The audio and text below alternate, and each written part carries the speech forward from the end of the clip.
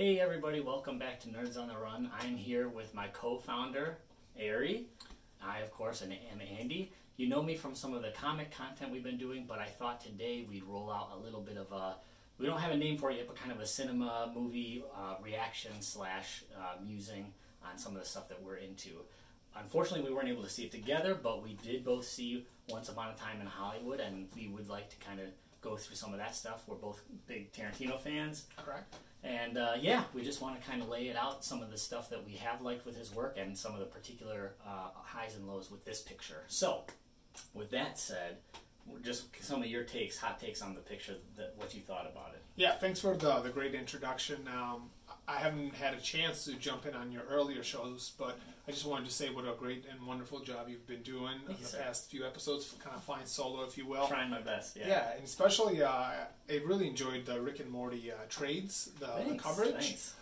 Thanks for the more, plug. Yeah, I'm more of a fan of the actual TV series. I've picked up a couple of the trades, but now after listening to you talk about them, you did a really nice job breaking down the characters and kind of the motivations.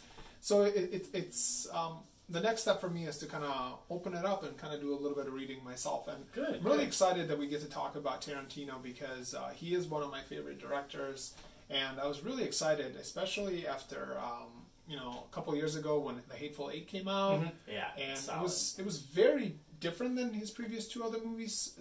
So there was a lot of anticipation about Once Upon a Time in Hollywood. It's been met with a little bit of controversy, that coming from the family of Bruce Lee. Yeah, you were telling me a little bit about that before we started. I hadn't heard about that before. Yeah, so Bruce Lee's daughter came out just shortly after the movie came out and was talking about how her father was portrayed in the movie. Now, obviously, the movie is a work of fiction. It's not, based on the reality of the 60s, even though it does a nice job kind of portraying, kind of the tail end of 60s Hollywood. Right.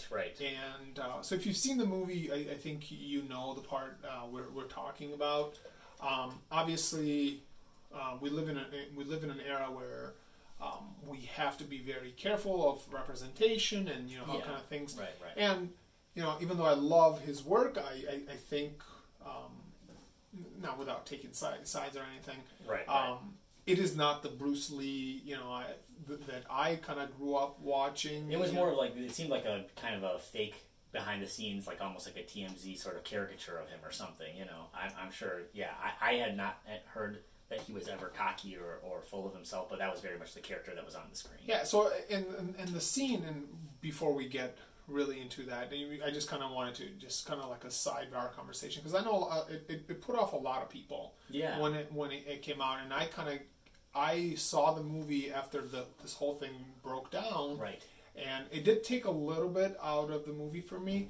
However, with that being said, it had all the Tarantinos. It had the great dialogue, it had the great character building, then of course it had fantastic acting. Obviously, Leonardo and Brad Pitt in their prime, and Margot Robbie. I mean, she's just wonderful. And she didn't have that many speaking lines. But still, what she brought to the table was good, I was surprised about the controversy, I guess, just because maybe for me, that scene just played out as like a testosterone-fueled, like, a couple of hot shots, trying not to come across as has-beens. They're on the ancillary part of filmmaking, which is the stuntmen, which a big theme in the movie. The stuntmen that do all the hard work, that do all the real stuff, don't get a lot of credit, So I guess the controversy sort of went over my head because I was thinking about that part of it. But I think that it is, since he was a real person, and I think probably he was one of the very few only real people portrayed. There were some name drops here and there, which we'll get into for the mystery later. But as far as actors and people involved in Hollywood, he was one of the only very few real people portrayed rather. So, let's say going forward, we're looking at it from a perspective of what the movie was about and stuff like that. So, I mean, obviously, the movie starts out talking about Rick Dalton, who is the character played by Leonardo DiCaprio. It's kind of, again, it's the tail end of the 60s. Hollywood is changing. It's kind of moving away from the westerns. He's that old, he was an old TV star. He played all the lead roles, and now he is getting, the landscape of Hollywood is changing. Obviously, there's a lot more network television. He's kind of a guy that's a little bit typecast. He's a little bit, Exactly. Right. I think I forgot what the name they use in the movie, but then all of a sudden you see the actor, the role of Al Pacino. Al Pacino comes in and he's recruiting him to go play spaghetti westerns in Italy. Yep. And he kind of looks down at them, and because obviously they were being made very cheap. There wasn't, a lot of the washed up Hollywood actors were going to Italy, and they were doing a lot of the good old westerns, if you will. And right, for sure. And actually, that part of the movie I think brought a lot of so one of the first pillars I want to touch on this movie for me was the comedy. I think Tarantino's some of his movies that are almost completely devoid of comedy. I would say that's rare. There's definitely always comedic moments, but I feel like the comedy was heavier in this one compared to some of his other pictures. For me, the Leo's character Rick, his insecurity and sort of self-loathing really brought quite a lot to the picture. Several moments after he'd agreed to do these spaghetti westerns where he was flubbing some lines. There's especially a good scene with Timothy Oliphant where he's flubbing lines, and they do this really cool sort of behind the scenes kind of where they run it back, they reset the camera angles and stuff so he can do the line again. But between takes has like this meltdown hissy fit, and he's really like, Timothy Oliphant kind of gives a funny face of like oh my god, like what is this guy doing? And then the subsequent like flip out that he has in his trailer afterwards where he's smashing stuff, and like I mean I was laughing out loud in the theater for that part because it was just like to see Leo like I mean it's dark comedy. I know most stuff that if anybody's watching has seen on this channel is fairly PG, and so I won't be repeating the things he said necessarily, but I mean it's really, really dark stuff, but in a way that's like, again, very self-loathing. Yeah, and to piggyback to that, there is that scene where he does go to his trailer and he's talking to himself and trying to kind of prop himself up, and he returns and he just nails the scene. He's capable. And then all of a sudden the girl actress comes up to me and she goes, the child actress. Yeah, the child actress. She goes, "That's the best acting I've ever seen." And then all of a sudden you've probably seen in the trailer, like, he's like starts crying. And it just goes to show you that obviously he has the chops for acting. I'm not even talking about Leo in this. I'm talking about Rick Dalton. The character, right. And though I will say, a quick aside, I was surprised that they cut that into the trailer. I thought that was just the trailer for the movie before it came out. That whole, you're the best actor I've ever seen. I thought it didn't add much to. They had the glitz and the glam of the '60s and the kind of go-go dancers, and then to have that in there, I don't know, it just didn't quite feel like a super.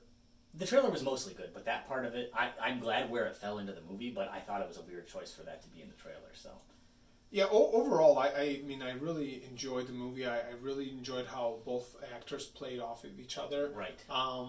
There were a lot of scenes. So obviously, you have the role of Rick Dalton and then Cliff Booth, but in the background, you kind of have the Manson family. Right. And that was kind of like in the underbelly of the movie, and for then sure. all of a sudden, they Rick Dalton is neighbors with Roman Polanski and Sharon Tate, and you kind of see in the back of your head, you're like, is this going to lead to the gruesome murders that occurred in August? And so everything is kind of leading up to that moment. So before we get ahead of ourselves, let's just kind of talk a little bit about Cliff Booth, because I think that was an important. I'm interested to think what you thought of his characters, because I've done a little bit of reading after watching the movie, and I've kind of bought in on some of the theories I've read online. So I'm glad you're bringing that to the table. So this really leads to the build-up part of all of Tarantino's movies. I think Cliff's character did a lot for me for the build-up from the fictional standpoint, and then the backdrop with Manson being another real person that they portrayed in the movie.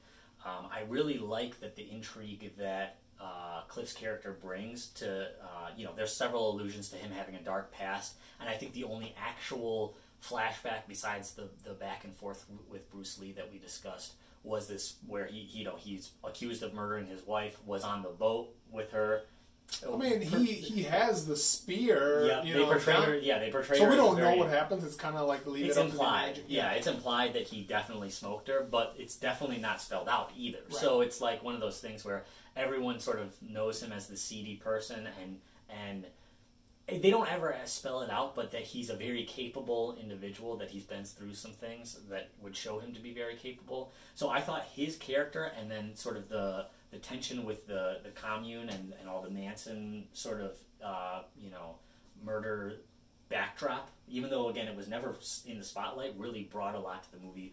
There were times where I'd be watching a scene that had nothing to do with any of those subject matters, but I could almost feel like I was on that thrill ride, like I am with his movies, where the dialogue is building to something significant, So what's interesting for me is that obviously this was a little bit after the fact, but I recently finished the season 2 of Mindhunter, and that's, they kind of talk about the FBI's creation of, kind of the studies they're doing to study serial killers. And spoiler, if you were watching Mindhunter, one of the people they interview in this season is Charles Manson, and obviously this is even though it's a fictional show, right. it's based on a lot of the studies, and so kind of going back to the movie, and you're right, the Manson clan is not what the movie's about, but they are sprinkled all over the movie. The scene that you're talking about when Cliff Booth is staying behind and he's at Rick Dalton's house and he's fixing the antenna. One of the things he kind of sees Charles Manson go to the house, to his neighbor's house, neighbor's house, because he thinks the old producer of the name is escaping me, but the old producer of the Beach Boys is there. Right, that's right. Yeah. And he even makes like a remark, and who is this so and so? And you see him get into this ice cream truck. And if you're familiar with the Charles Manson family murders, it's kind of Americana now. It's become part of kind of pop culture, if you will, but a true crime. But one of the things that I thought was dynamic, and a lot of these aren't my own thoughts because I kind of read up on it.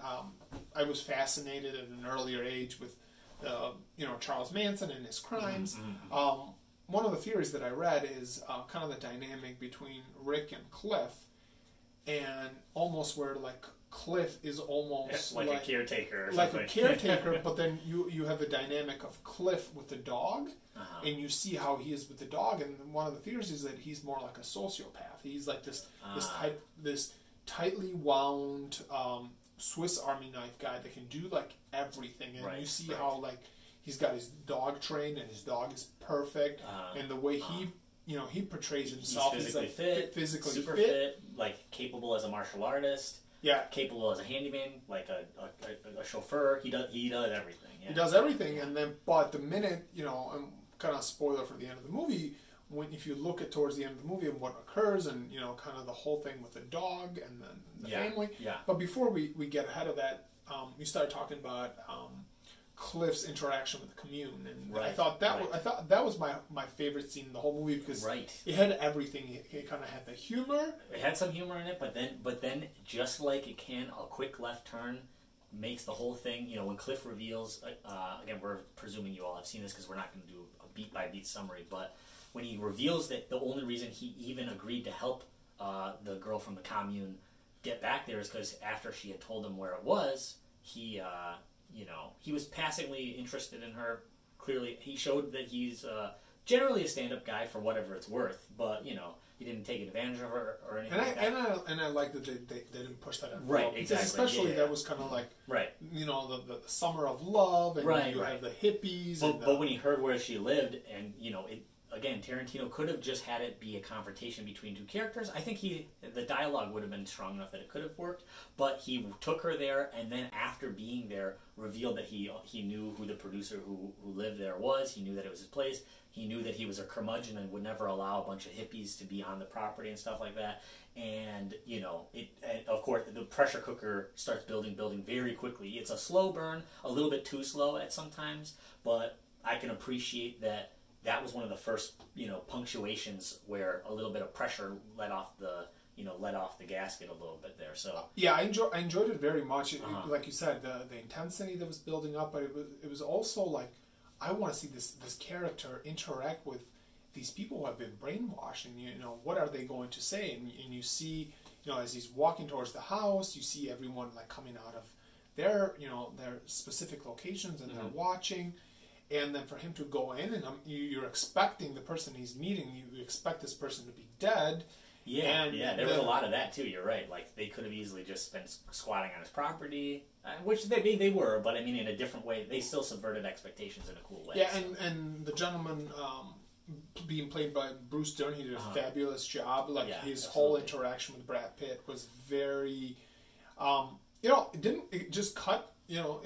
It cut straight to the chase. It was an interaction. But it also talked about how the old man was kind of brainwashed. But it also talked about the power of television, because even though the character is blind, he talks about, at 8 o'clock I'm going to watch FBI with my female friend over here. Right, And then the whole scene at the end as he's leaving the commune with a car, I just thought that was wonderful, because you see this guy who slashes tires, and he just messes him up. But again, just kind of goes to show you again, not my.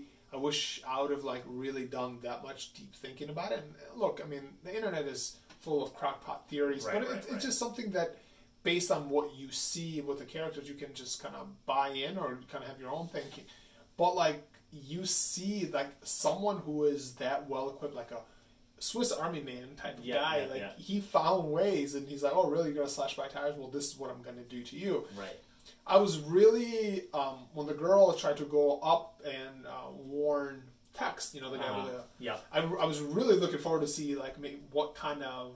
conflict might arise, but see, that's how all the threads are so well tied together. The conflicts with Tex, all of his sort of dark background and his capabilities... all of that sort of gets interwoven. The Manson, inspiring violence and others, that stuff all gets tied into the payoff that always comes in the Tarantino movies, the over-the-top action set piece at the end. All of those threads were there, So I think it was I thought, presented in a little bit of a convenient way, in the sense that the people from the commune that ended up being involved in committing the Manson-inspired crimes happened to be, on the same cul-de-sac as, the Dalton house where he was at the time. It played out as a little convenient given the interaction, but I think it really, at the time, was totally bought into the narrative and felt like I was, again, kind of on a thrill ride, where at that point I was ready for, that payoff, because the tension had, besides that scene at the commune, the tension had just been building and building and building. So it really worked quite well. My biggest issue with the movie is that there are certain parts of the movie that drag a little bit longer than others, but it's also a product of having that the preconceived knowledge of what is going to occur. For sure. I was. But there was a lot of love letter to Hollywood moments in this little part that I was. It almost could have been two totally different movies, but it was. So I agree that it was too slow, but I liked that there was that part that was showing a little bit of the behind the veil of movie magic, especially for that time period. And if before everything got so heavy CG and all that stuff. Right, and if there are any type of movies that Hollywood loves, are the movies about Hollywood. And, right. And I at no point did I feel like the movie dragged. Mm-hmm. However, there was times where I was like, okay, how is this going to end? Especially knowing, kind of what the finish line is going to be, and then they go to Italy, and they go to Italy for 6 months, and both main characters are starting in movies. Well, I mean, Rick is the main actor, and then Cliff continues to be his sort of an assistant, I guess, or assistant, probably a stuntman. He did the spaghetti westerns. He did some fake Italian James Bond types of movies. Right, yeah. Brings home a lady friend, which he marries, and they move back to the United States, and then we find out on the way back that Rick can no longer afford to pay Cliff. Right. Yeah. So he kind of tries to lay him off. Yeah. So it says when we go back, we're gonna go on our separate ways. We'll have one last hurrah. Yeah, and then they go out, and then they get. As you do, you go get some Mexican food, and and that's I believe that the last 30 to 45 minutes are at the cul-de-sac or at Rick's neighborhood. At Rick's house, yeah. And so I don't know if you want to talk about the comedy of errors that occur. And yeah, I think we don't have to go too far into it, but I think comedy of errors with like a really, really dark tint is a good way to describe it. And, when the Tex and some of his, friends from the commune show up, they don't expect to find, Cliff there, waiting for them. And Cliff and his dog in spectacular, over-the-top, action payoff, destroy these people from the commune in really graphic ways. And of course, Rick even gets sort of an action hero come to life moment where he tortures somebody with an old school flamethrower, an antique flamethrower, which was teased at the beginning of the movie when he starred in the Nazi killing movie. Yep. Which, who doesn't love Nazis getting torched to death? Right, but I never would have seen that coming. Like for even for this movie, and that's what I love. Like for it being about movie making, you never could have sold me that this kind of shallow and insecure, almost bumbling person would be burning a murderer or a sociopath in training in his own swimming pool. That's just the arc there baffles me, but in a good way. I'm glad it took me on that. The thing that I really enjoyed, obviously, the events that occur were not in the movie but in real life, are gruesome and they are scary, and there's certain people that could probably look at this movie and be like, how do you make light of the situation? Just based on the interactions that you have from the Manson members in the car and how they're like kind of having a discussion. They're like bumbling into this pretty wealthy neighborhood, and they're driving this rackety old car who's making a lot of noise, and there was a lot of hippie hating in this movie. Sure, I thought of Homer Simpson. It was told from the perspective of the class that Dalton belonged to. You know what I mean? So it would have been interesting. It kind of just changed the course of history, if you will. Having a loud car kind of causes Rick to go outside and causes commotion, then all of a sudden, instead of going to Sharon Tate's house and Roman Polanski's house, they're going to Rick Dalton's house. Right. And the whole scene with the dog, it's unequivocally the best part of the movie, but it also kind of like this is where I buy in with a theory. He's got the dog trained so well that in one moment, I believe the dog's name was Wendy, but I think that's right. I don't remember either. He's got the dog trained so well that the dog can lay low and seem like very innocent, but the minute he snaps his his fingers or points exactly at the dog, kind of like himself, very calm and collected. Yeah, if anything, the only reason he was even challenged by the situation at all is because he was, he smoked an acid-laced cigarette and, was not himself. And for a while, I thought he was thinking I believe at some point he was saying, "Are you guys even real? Are you guys even here?" Yeah. Again, they kind of made it a very. It allowed for some comedy to exist in a scene that was otherwise extremely graphic, extremely. I'm no stranger to gore, and there are parts of it that are hard to watch because of how intense it is. But it works well for a conclusion, I think. Yeah, and then of course you talked about the flamethrower at the end in the swimming pool. Just absolutely barbecues the woman and the whole pool. Yeah. And then at the end you have that scene where the cops come in and they take care of the situation, and then you have Rick. He gets to meet Sharon Tate and her ex-boyfriend, who I think is played by Emil Hirsch, who was in the house when the murders did occur, and kind of you have that interaction, and then you kind of I felt like, okay, so that was a different universe than ours. Exactly, which based on Inglourious Bastards and some of the other work he's done, that's definitely something that I'm enjoying what he's doing. He'll take a story it's so all the fictional characters are so well laced into the folds of history that just to subvert our expectations, he takes a different path than what occurred actually, and it ends up being a lot of fun. So I really enjoyed the movie. I don't know. I might have to rewatch it again, but it's a type of movie that I kind of just want to watch it from the comfort of my home next time. Sure. Where I definitely think it warrants a rewatch. I went and saw it with the significant other, Carly, and she's kind of like getting a little like anxious. Well, at some point she's like pulling her phone because we've talked. Her and I had talked about the murders, and just as I'm getting a little anxious for the end of the movie, because I'm more like curious how is this movie going to end? Right.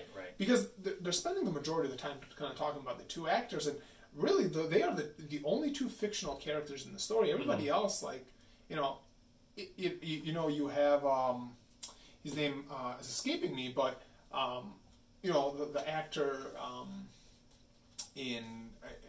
at the Playboy Mansion that kind of tells the story of like Sharon Tate and Roman Polanski. Yeah. And I wish I was remember the names, and also her ex-boyfriend. And it just kind of talks about like, even I remember reading about the Manson murders and thinking, oh my God, not only these murders occurred, but like knowing what we know about Roman Polanski now, and how he's been, if he comes into this country, he will get arrested. Yeah. But you have her being really close friends with her ex-boyfriend, but like Roman Polanski's out like doing his thing. Yeah. And it was just Steve McQueen. Steve McQueen. You get Steve McQueen's perspective on things, and you're like, well, he was a real actor, and you see him at the Playboy Mansion, but I thought he did a really good job. I always love the dialogue. Obviously, they're not real people. I mean, and the conversations, they're a lot wittier, right? And Bruce Lee was maybe a bad pick, but everybody in the movie that is real is definitely like doesn't seem representative of themselves totally. Like everybody's a little bit caricaturized. I think the actor that played Bruce Lee, I think his name is Mike Moe. I think he did a really good job with the mannerisms and the look. Everybody, makeup and costume and all that stuff goes without saying in his movies. We come to expect the best, and I think it does apply in this. It'll be interesting to see. I think Quentin has said that after 10 movies he's gonna retire, so it'll be interesting what his next project is. Which we were just counting before this. Technically, he's at 10, but Kill Bill Volume 1 and 2 count as one. So this is the 9th directorial endeavor and 10th release. So, Andy, do you want to talk about the 9 movies that so filmography and where we don't want to go over every single one of them. We could literally have a whole separate podcast about all of his movies, but we were just thinking right before the podcast started, we wanted to see where this one fit amongst his many movies for us. So what podcast would be complete without a quick rating? Obviously, we're not going to dissect all of these movies, but just so you could get a vibe of what we think of his work and where we think this measures up. I would say for both of us, we can agree that Once Upon a Time in Hollywood did not make the cut for top 5 out of the pictures that he's made. So in the better half of his movies, for me, it's actually just shy of the mark. I had Django Unchained as my highest ranked film. I think that one gets a lot right with action, with kind of the hero's journey, all that stuff. Inglourious Bastards is second for me, and then, honestly, those two are kind of interchangeable. But I think what they do with the second movie, again, that historical kind of left turn, is very well done in that. Kill Bill, I think we both counted it as one entry, right? It's has that. It's a love letter of another kind to another kind of kung fu and action movie, and sort of a modern take on a western. And The Hateful Eight for me was the fourth one that I really enjoyed. More recent entry, but between the music direction, which is probably, if we were going on music, that would be number 1 for me. But it's a solid picture, and the artistry in that one is especially on display, I think. And then Pulp Fiction, just from part of it, I have to admit, is definitely a nostalgia for me, but just having been exposed to that one the most time.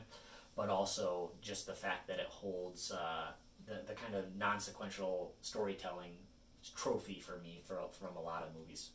And then Once Upon a Time in Hollywood would have been number 6 if we were going that far. It was just right outside the measure for me. So I consider myself a pretty big Quentin Tarantino fan. I remember just out of high school, I would just hear how what a wonderful movie Reservoir Dogs is, and how great Pulp Fiction is. And to be honest, the first Tarantino movie I watched was Reservoir Dogs. And to be honest with you, I don't know if it was because I was just out of high school, I didn't understand movies. I wasn't blown away, and I was like, it's not that great of a movie. And then now I watched it a couple years later, and I think the movie stands the test of time. I think it's a heist movie. It's a movie that's aged well. You have some great performances. Harvey Keitel and the late Chris Penn do such a wonderful job. You kind of have that, the Stuck in the Middle with You. You have that iconic song. Right. So I would put Reservoir Dogs as number 5. It just also goes to show the age gap. I mean, you and I aren't that far apart, but we're kind of where we watch these movies kind of shows. Yeah. Where we are, even though our top 3 and top 4 is pretty interchangeable. Yeah. Shortly after watching Reservoir Dogs, I watched Kill Bill and Kill Bill Volume 2, and Uma Thurman is just wonderful. One of my favorite heroes in any genre. We're talking Marvel movies, we're talking DC movies. She's just a badass character, and just the whole dynamic of fighting her former lover, fighting the father of her children. It kind of has like a Guild of Assassins sort of thing going. Just the mythology behind it. It's the whole package. Yeah. And Quentin has said that Uma Thurman is his what's the word I'm looking for? His goddess, his muse. Right, and there was kind of a call to that. I don't know if you noticed. Her name is escaping me. The character? And I need to do a better job. Beatrice Kiddo? I'm talking her daughter. Her and Ethan Hawke's daughter is real life. In real life. She's in Once Upon a Time in Hollywood. She is one of the Manson girls. She's the one that takes the car and drives away. And if you watch the latest season of Stranger Things season 3, she does an incredible job, and she looks exactly like Uma Thurman. Fantastic actress, and I'm looking forward. I think Hollywood's in good hands, especially with these badass female. And I'm not just like kind of cozying up over here as a white male, because that's the last thing the world needs: more white males podcasting and having videos. But I think between Millie Brown and her, I think we're in good hands as far as like heroines, and we had Captain Marvel, and I think we're in good hands. But kind of getting off tangent here. And the number 3, Pulp Fiction. Pulp Fiction, I love. It is one of my favorite movies. It introduced me to Samuel L. Jackson. Yeah, I would say it would have been higher on my list, but I just have I think I was very starved for good westerns, and all of his favorite ones, with the exception of Inglourious Basterds, for me, have that even Kill Bill have that western sort of ripple to them that just really, more than sort of, on some of them literally, but yeah. It's interesting because westerns are a type of movies that my parents, when I was younger, would watch a lot. My grandparents would watch them a lot. And, I remember watching a lot of the spaghetti westerns, and they were very cheesy. And I'm not talking about. I'm talking about Bud Spencer, and about people that your average Hollywood fan does not recognize. But Bud Spencer, if you go in Europe, everyone knows him because he was one of the main stars in a lot of the spaghetti westerns, and I love the spin they put on the westerns nowadays, because you have wonderful. I mean, you have Logan, who's a beautiful western. You have Django, and you have True Grit. Now, obviously, True Grit is a recycle of the John Wayne True Grit, but I have Django at number 2. But it's a coin flip. I used to when I was younger, I used to love revenge movies. The Count of Monte Cristo. And I'll pop him in just because I'm like, hate. Like your V for Vendetta. But if you want to watch a straight up a movie that makes you feel good about bad things happening to bad people, you watch Django. Right. And Jamie Foxx is incredible. Absolutely, And then Inglourious Basterds. I could watch that movie, sequentially, back to back. The opening dialogue in that movie, I think, goes on for 35 minutes, 40 minutes, and that one has. I think it's emblematic of that good build, but it has more. It's even with the literal chapter nature of it, the payoffs are a little bit more serialized throughout the plot, so it's at least not so. It's not so much build up that it could get lost a little bit to noise or to side plot beats. And you touched on this earlier when we were talking about universes, and it's kind of like we are living, or at least in Quentin Tarantino movies, we are in that Inglourious Bastards universe where, you know, that there's that hyper violence. You know, right. you have Hitler and kind of a sense of justice too. Sense of justice, exist, but like, you know, yeah. people are desensitized to the violence, and we've seen all that. We see that in The Hateful Eight. We see that in Inglourious Bastard. I never finished The Hateful Eight, and it's funny because in one of our runs, you gave me the last hour to it. You kind of spoil it for me. Well, he forced me to. I did ask for it. I remember started watching it, and it was very slow moving. It is a lot of Tarantino movies, and when I mean by slow, I don't mean like the pacing, because I think it's supposed to be methodical. They are so well edited. And one of his editors, one of his long time editors, recently passed away. So her work is felt in Once Upon a Time in Hollywood, because I do feel like the movie does. Was she still alive for the production of that? No, she was not. Gotcha, she was not alive for that. But the flavor is still established. It's there. Right. So at no point did I feel like Hateful Eight was like dragging. Mm-hmm. It was just very long. Very plotting, very methodical. Yeah, definitely. But it all makes sense. So if you are on the fence about seeing Once Upon a Time in Hollywood, I think you should definitely go and see it. But I would probably lay off on the large sodas. Yeah, because you will need to use the bathroom. It's over 3 hours. It's lengthy. Yeah, it is long. There's the critics have been, I think the public has been a lot more. I think they've been fair. It's been mixed reviews. It's not, again, we've made it clear from where you see how it falls in our hierarchy. It's not the best movie he's ever made, but it's also fits in with his body of work and is definitely worth a watch, and I'd say worth a rewatch. Absolutely. So this has been Andy and Ari with Nerds on the Run. If you would like to see more podcasts or more long-form content from us, consider giving us some comments below to let us know what you liked, what you'd like to see differently. And if you did enjoy it, please leave a like and subscribe to us so you can follow our work. Thanks so much. See you soon.